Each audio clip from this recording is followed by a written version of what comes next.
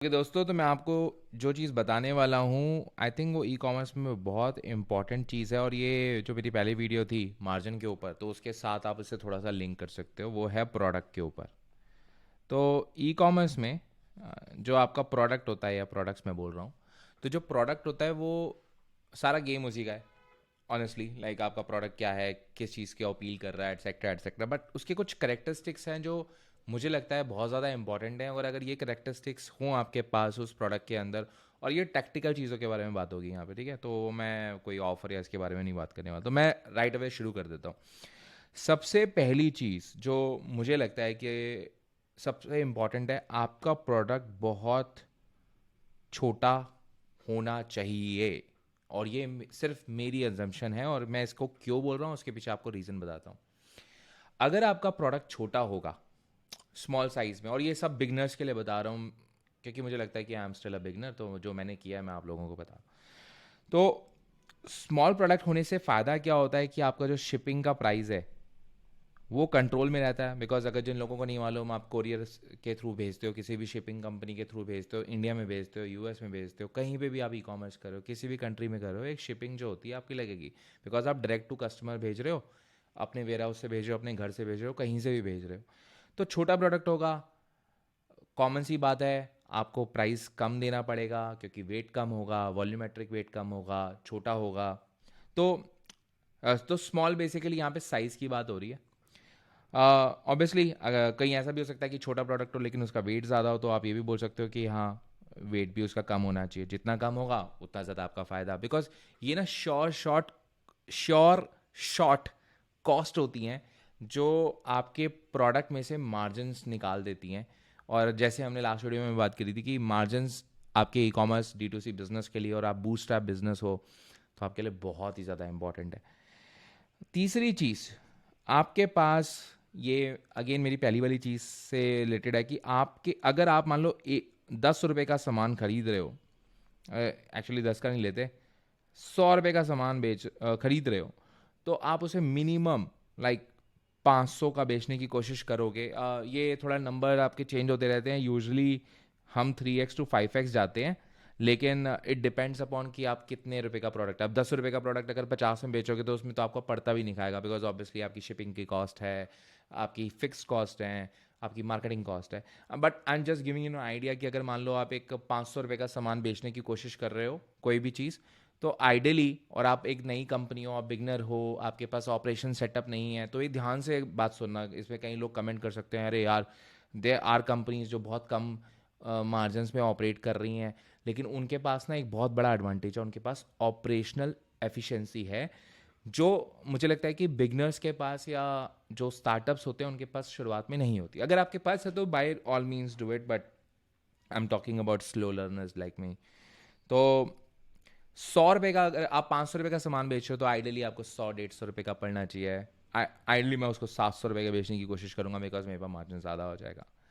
तो आपका प्रोडक्ट छोटा होना चाहिए, आपका वेट जो होना चाहिए ऑब्वियसली कम होना चाहिए, उसका आपके पास इनफ मार्जिन होने चाहिए, आपके मार्कअप अच्छा होना चाहिए, आपकी परसीव वैल्यू उस प्रोडक्ट की ज़्यादा होनी चाहिए। तो परसीव वैल्यू क्या होती है, मैं एग्जांपल देता हूँ आपको।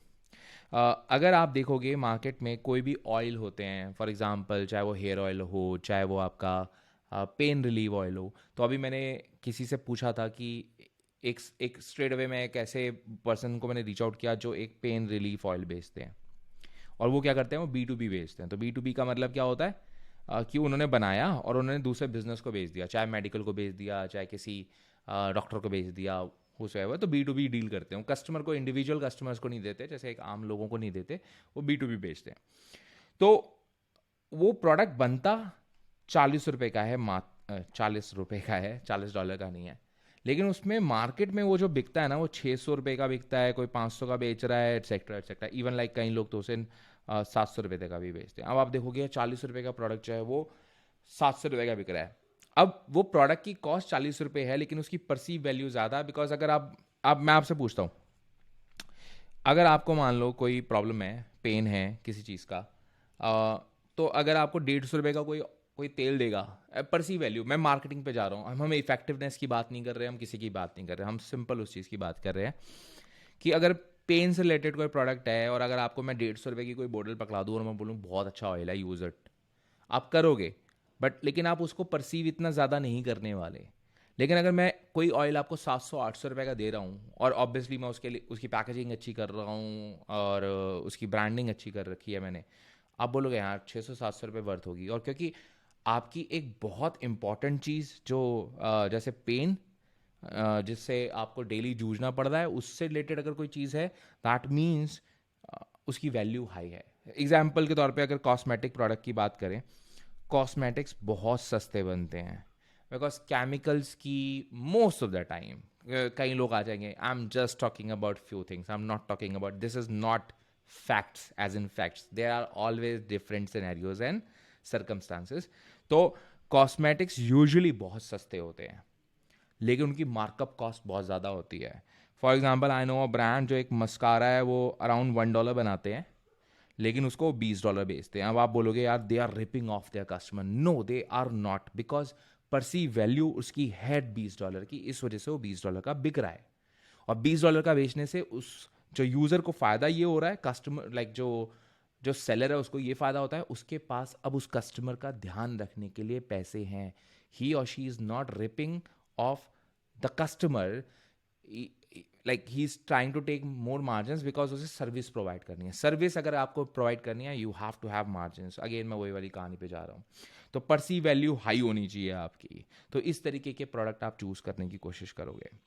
तो ये इंपॉर्टेंट चीज़ें हैं, मैं इस वीडियो को शॉर्ट रख रहा हूँ, बट आपका प्रोडक्ट छोटा होगा, आपका प्रोडक्ट लेस वेट का होगा, आपके पास ह्यूज मार्जिन होने चाहिए, आपकी परसीव वैल्यू हाई होनी चाहिए उस प्रोडक्ट की। और अगर आपके पास ये सारी चीज़ें होती हैं, then they are good chances कि आपका ई कॉमर्स बिजनेस सक्सेसफुल हो सकता है।